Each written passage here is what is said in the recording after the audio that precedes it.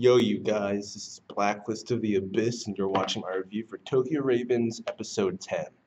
Now, I didn't do a reaction to this episode because it was pretty much just comedy, and it would have been me laughing. That's all it would have been, right? So, I just decided not to do a reaction for this episode because the comedy was funny. It actually was. It started off um, at the entrance ceremony for the school. New students are arriving. We learned that it's 1 month. Later, we've had a little 1 month time skip, and it turns out that out of all the new students that have arrived, Suzuka is one of them. Suzuka Dairenji, which caught me off guard. I didn't see it coming at all.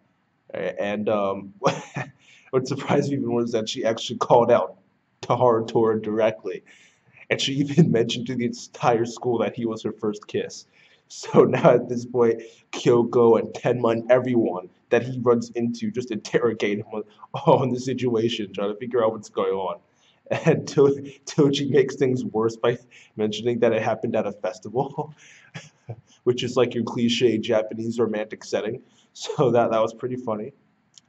And Natsume just stands up, being like, you can see the bloodlust in her eyes. So that just stopped everyone in their tracks. So that was pretty funny. But after that, it's this scene with Otomo and Kokore, and they pretty much just let us know that Suzuka is at Omnio Academy because it's her punishment. It's her punishment for what she did a year ago. And that's pretty much it for them. The rest of the episode is pretty much Natsume, Harutora, or Suzuka, right? And Natsume, we see her talking to Harutora in the hallway, and it turns out the reason she was worked up wasn't because of the whole kiss thing, because after all, she should know about that already since she saw what happened through Hokuto, right? But the reason she's all worked up is because Suzuka saw her dressed as a shrine maiden, as a priestess, which means that if Suzuka were to see her, she would know she's a girl, not a guy, and that would ruin everything, right? So Harutora decides that he's going to take care of it. He's going to go talk to her about it, but things don't work out because she leaves early. And instead of talking with her, Harutora ends up seeing this other blonde girl. And I guess she's kind of interesting because he couldn't feel her presence as she approached him. But she's also interesting just because she's really weird. First of all, I think she has the same voice as Tomoko from Watamote. I didn't actually check it, but I'm pretty sure. I mean, they sound the same for the most part. Just like a little change in key in the voice, change in tone. But for the most part, they kind of sound the same. So I'm assuming they have the same voice. But yeah, the girl's just really weird. I don't know, maybe that voice actress just likes voicing weird girls. But she's just weird. The whole situation is weird. Her reactions to things, the stuff she talks about, her obsession with cone and lollies. Like she's just weird. The whole situation is weird.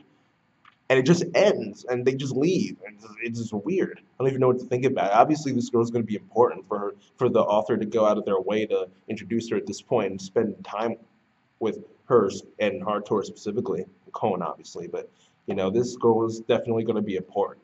If she was just a random fodder character, they wouldn't go through the trouble of having a scene like this. So she's definitely going to be important. But after his meeting with that weird blonde girl, Suzuka ends up approaching him this time. And she tells us the same thing that Otomo and Kogure told us. It's her punishment. That's why she's there. And it turns out she's got like this like Neji Hyuga type of seal on her forehead. I mean, the design is different, but it's pretty much the same. The same in terms of what it's supposed to do. It's a seal on her forehead, and it pretty much limits what she can do. With Neji, it limits what he can do because the Yuga clan can just take him out whenever they want. But with her, it limits what she can do by sealing off some of her magic. I don't think it seals off all of her magic because you can't be in an Omnio, you can't be an Omnio Academy and not be able to use your techniques and magic like that. That just doesn't make sense, right? So I don't think all of her magic is sealed, just part of it. So she can't overpower anyone or anything. But they're talking, and you realize that Suzuka doesn't realize the girl that was with Harutora that night was Natsume. She thinks that she's just like a random priestess, I guess, random shrine maiden, right? But Yeah, the two of them, the two of them just like mess with each. They're just messing with each other for most of the rest of the episodes. It's they're just messing with each other. The next day, she walks up to Artur in class, and she's messing with him there, and she hugs him and acts like they're a couple and everything. She keeps chasing him all over the school, time after time, day after day. She just chases after him, acting like she's his girlfriend. And Natsume, all those times, has to keep hiding so that Suzuka doesn't see her. So it was pretty funny. And Natsume eventually gets tired of it, so her and Toji end up talking with Harutora, and they all decide that he should, in fact, tell Suzuka about Natsume, and that it has to be him because she's the one who has feelings for him, so it has to be him. Right? But she ends up seeing him. He's approaching her, and she sees him. I guess she thinks that it's a coincidence. It turns out, no, it's not. He's turning the tables on her. And what does he call her? Honey? She calls him darling all the time, but he calls her honey, and he like puts his arm around her, he invites her out and everything, and she's like, wait, what? And this time she's getting embarrassed because she's used to being the aggressor. So she's embarrassed, so she gets a little bit embarrassed. And once they're out, they're getting food and stuff, and they begin to talk, and they get development, and it pretty much the point of it is that she's going to try to like be herself and like find the new her and make friends and stuff like that. She's changing. That's the point. And she ends up discovering Natsume there, and she finds out that Harutor lets it slip that that is Natsume, and then she connects like, oh, you're the Shrine Maiden from before. Wait, but you're Natsume too? But oh, okay, I get it. You're a girl, but you're pretending to be a guy. So she just puts everything together. So now not only is she screwing around with Harutora, she's messing with Natsume too. Right? And that's the end of the episode.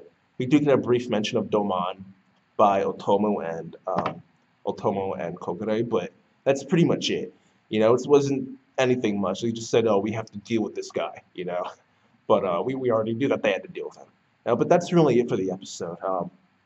I'll give it an 8.5 out of 10 to be honest. It was a simple episode. It was mostly comedy with a little bit of development and character progression for Suzuka. But the comedy was just really funny. I laughed throughout the entire episode.